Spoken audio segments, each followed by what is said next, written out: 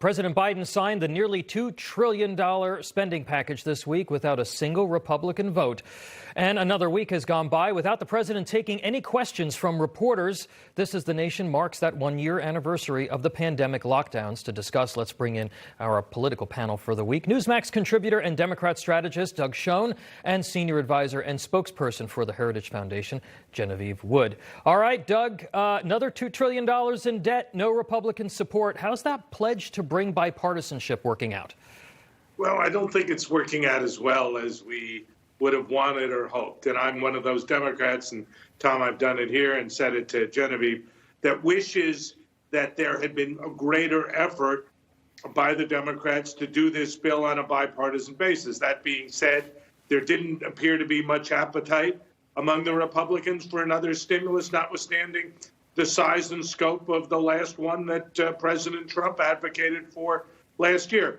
But I hope that we do get bipartisanship on infrastructure, on other issues going forward. I think the country requires it. And I think one of the legacies, hopefully, of the pandemic will be that we have a renewed sense of national purpose and national goals. And I'm, for one, hoping that that is a result of us getting to this point. But most of that stimulus money from the last stimulus bill hasn't even been spent yet. Doug, another week has gone by. The president is spending trillions of dollars we don't have, and he refuses to take questions from reporters. He literally turns around and walks away. Isn't it time we heard the president answer some questions about this agenda, which seems to be much further to the left than the country is? And don't the American people deserve to hear from their president without a teleprompter, Doug? Well, that's a simple one, Tom. I'd say yes to that.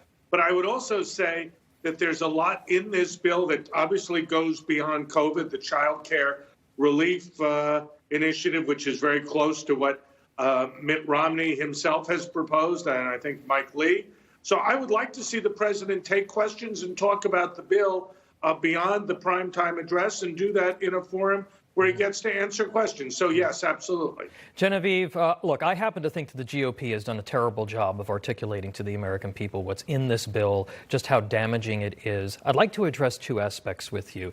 First, rewarding failure with these sort of blue state bailouts, $400 billion in there. And then also the provision that actually prevents states from cutting taxes either directly or indirectly if they're getting aid. Your thoughts on that? Well, I mean, Tom, you've outlined just two of the major problems with this bill. And as Doug said earlier, I'd love to see a national goal and priority as well. But mine would be to get our budget and our spending under control, because eventually you run out of the money here. And Look, as you just noted, and I think Tom noted, much of this bill has nothing to do with COVID. We've done stimulus before. We can see what works, what doesn't. We know that just handing out checks willy-nilly, both to individuals and to states and these pension funds that are way already in the red, we know that doesn't work, because what they do is they don't get their house in order. They just take the money for the government and keep doing what they've been doing. That's happened at the state level, at the local level, and it's got to stop. I mean, Doug talked about infrastructure. That's probably another $2 trillion piece of legislation coming down the pike. And when you add all of this up, it ends up meaning that every individual citizen in this country, regardless of age, if you're 2 years old or 80 years old, now owes $67,000 in debt. That is simply just not sustainable. And we're not going to have the money to do the things we need to do, like maybe dealing with infrastructure problems, paying Social Security, and some of these other promises that we've made to, for example, our senior citizens. We've got a lot of debt, and we've got a lot of unpaid promises, and eventually those things are not going to line up.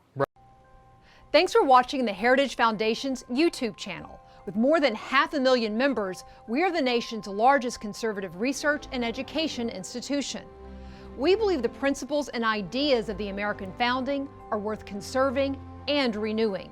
Please help us further our mission by subscribing to this channel and sharing our videos with your family and friends.